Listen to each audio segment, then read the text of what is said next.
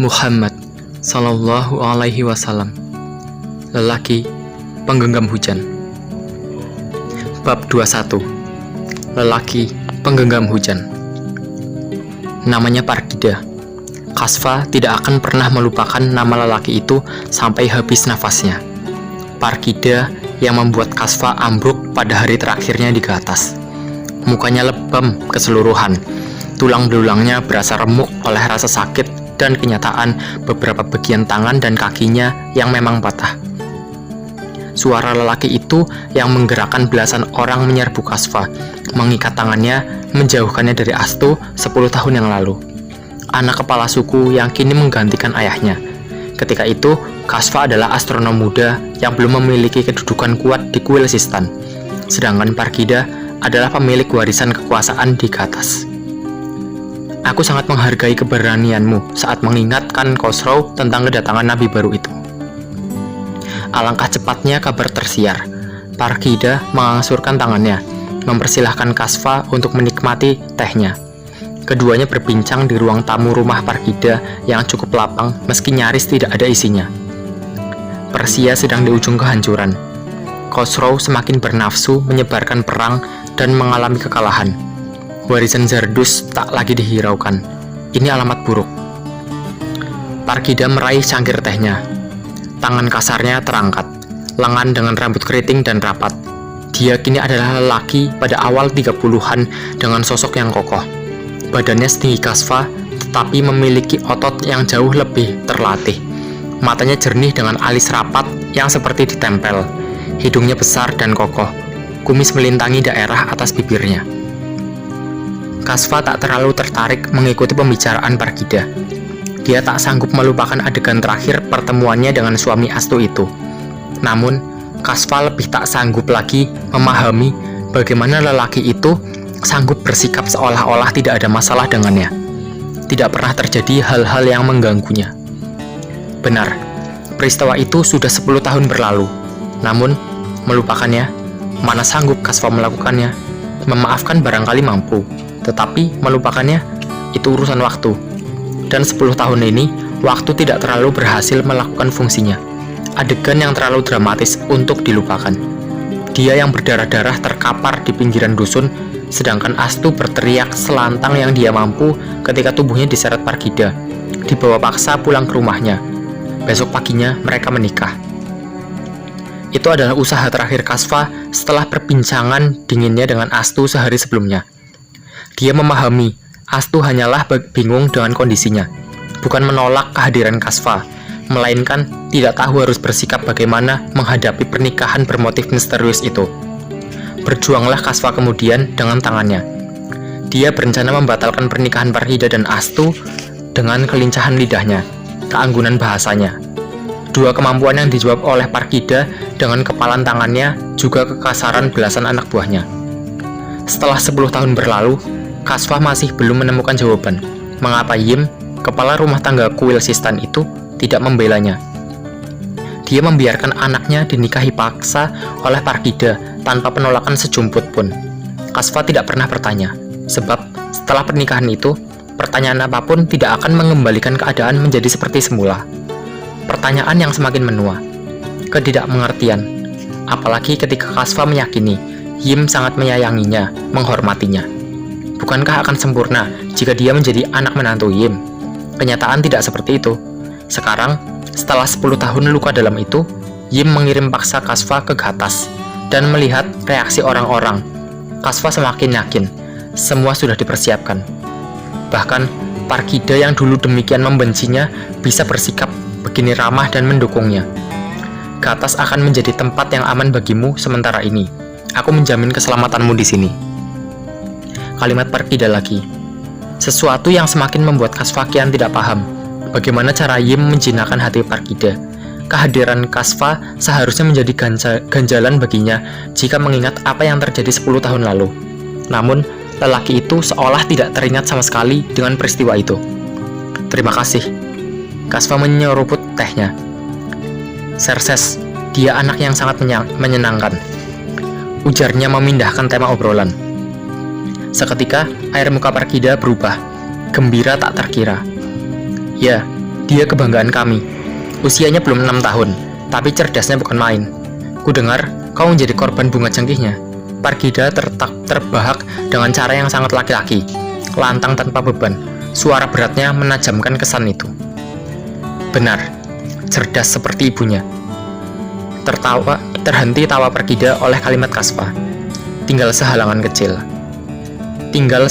kecil.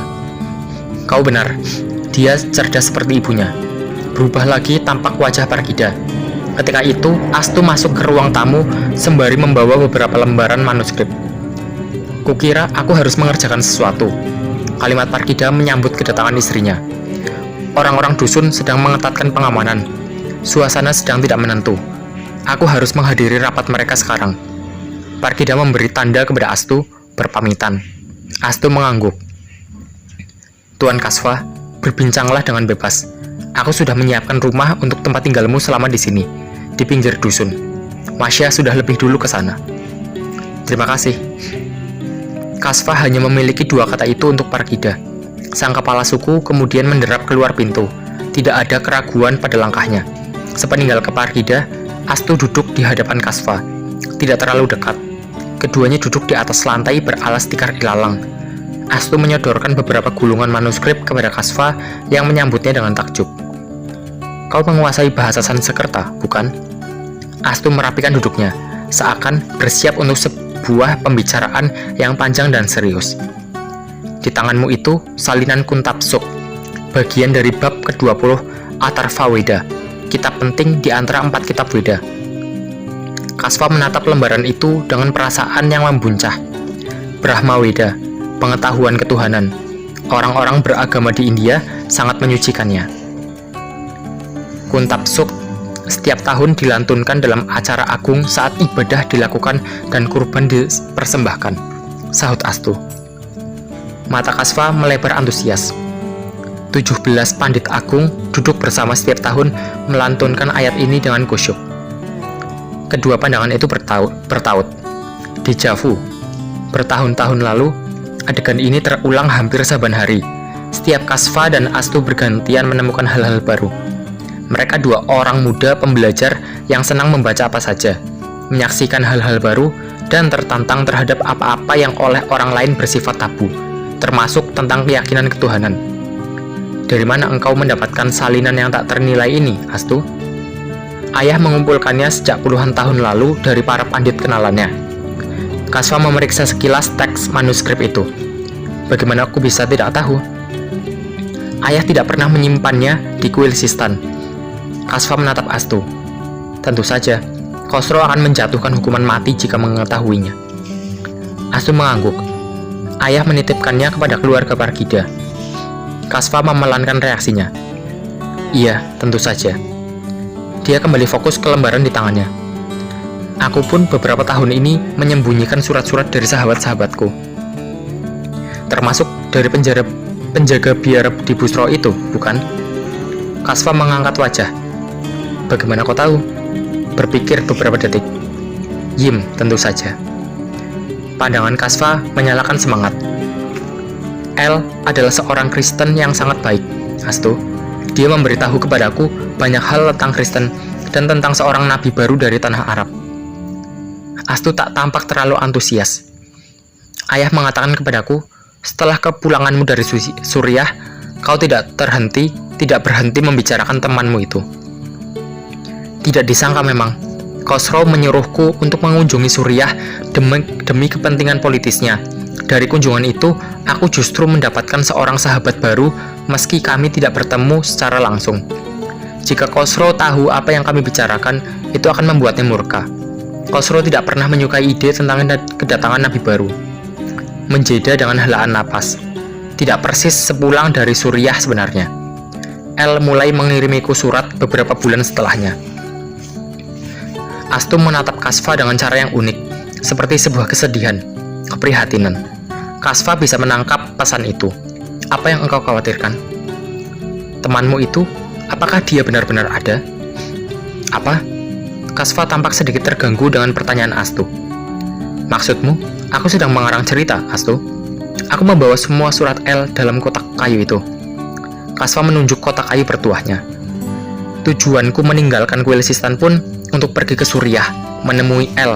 Jika saja Masya tidak membelokkanku ke atas, mungkin aku sudah sampai di Suriah. Atau justru ke lubang penjara Khosrow, sambar Astu. Sadarkah kau, Kasva? Namamu sudah disebarkan ke seluruh penjuru negeri sebagai buronan nomor 1. Buronan nomor 1. Seluruh perbatasan dijaga ketat, terutama yang berdekatan dengan arah ke Suriah. Kasva menghentikan kalimatnya. Dia tidak berminat untuk masuk ke dalam sebuah debat. Dia sibuk lagi dengan lembaran-lembaran manuskrip di tangannya. Dengarkan, wahai manusia. Pujian agung akan dilantunkan. Wahai kau Rama, kita telah terima dari para Rusyamas 60.090. Garis wajah Kasva mendadak menjadi begitu serius, berusaha mencerna isi ayat-ayat yang dia urut dari barisan paling awal itu. 20 ekor unta menarik kereta, dan dia duduk di dalam bersama istri-istrinya. Atap kereta mengangguk-angguk di buai sentuhan langit, mengerut bagian di antara kedua alisnya. Engkau memahami makna ayat ini, Astu?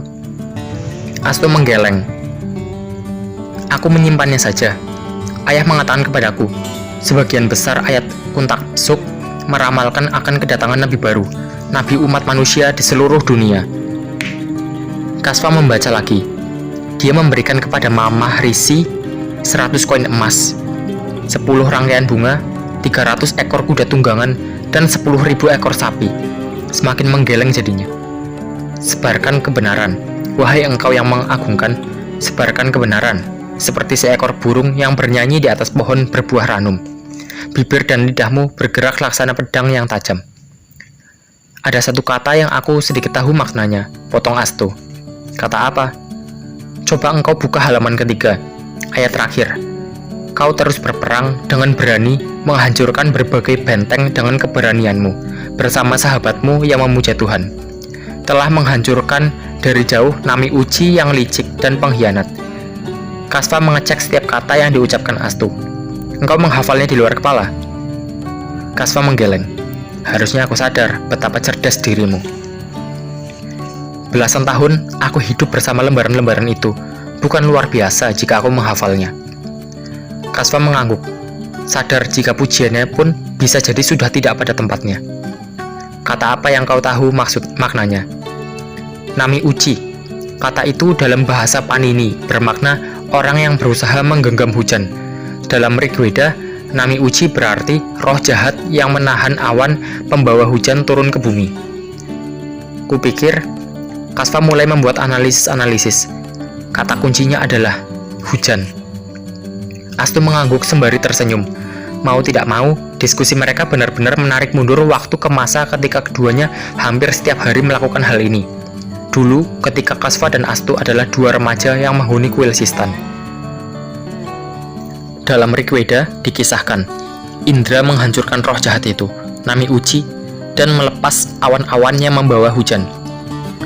Dan makna hujan adalah, Kasva mulai tidak sabar. Wahyu Tuhan, jawab Astu tegas karang. Senyum Kasva melebar. Hampir semua bangsa meyakini bahwa hujan wahyu dari Tuhan hanya jatuh terbatas pada lingkup bangsa mereka. Nami Uci adalah bangsa yang ingin memonopoli wahyu Tuhan hanya untuk bangsa mereka. Kasva diam sebentar, memeriksa pengaruh kalimatnya terhadap Astu. Dia menangkap sebuah semangat di mata perempuan itu. Semangat berdiskusi yang dulu menyala di mata itu setiap hari. Siapapun nabi yang dibangkitkan, dia akan menghancurkan Nami Uci, menghentikan dominasinya, membuktikan bahwa hujan wahyu turun untuk semua bangsa dan tidak terbatas pada suatu kasta atau klan saja. Dialah lelaki penggenggam hujan sejati. Apa? Kasva begitu tertarik dengan kalimat terakhir Astu. Maksudmu, Astu? Jika Nami Uci adalah bangsa yang berusaha menggenggam hujan dan ditakdirkan gagal, berarti ada seseorang yang berhak menggenggam hujan, memberikan kesegarannya kepada seluruh umat manusia. Kasva tersenyum lagi. Engkau benar. Dialah lelaki penggenggam hujan sejati, nabi yang dijanjikan. Kasva membatin. Seabsurd apapun alasan takdir menggiringnya ke atas, itu membantunya menemukan hal-hal menarik dan menantang kecerdasan. Dari berlembar-lembar Kuntapsuk, baru satu kata yang terdiskusikan, itu pun sudah mampu membangkitkan gairah hidupnya. oleh misteri Nabi yang dijanjikan, juga oleh diskusinya dengan Astu yang demikian mengasyikkan, kepenasaran yang membisikkan sebuah kalimat di batin Kasfa. Amboi, siapakah gerangan engkau, wahai lelaki penggenggam hujan?